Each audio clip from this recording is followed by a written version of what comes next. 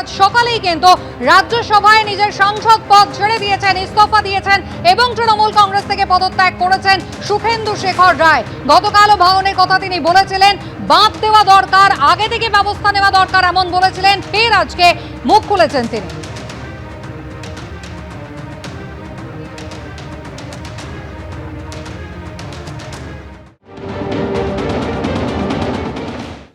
ইস্তফা দেওয়ার যে কারণ, তা যে দল যেভাবে চলা উচিত চলেনি, এত বড় বিপর্যয় হলো কেন তার কারণ অনুসন্ধান করার কোনো চেষ্টা করেনি।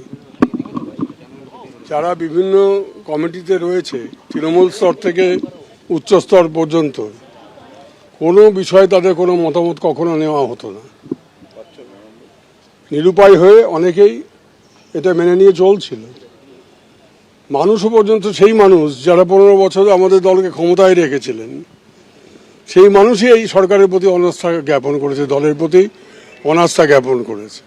তো সুতরাং মানুষ যখন একটা দলের প্রতি অনাস্থা জ্ঞাপন করেন, তখন একজন রাজনৈতিক কর্মী হিসেবে আমি বুঝতে পেরেছি যে এই দল মানুষ থেকে পুরো বিচ্ছিন্ন হয়ে গেছে, জনগণ থেকে বিচ্ছিন্ন হয়ে গেছে।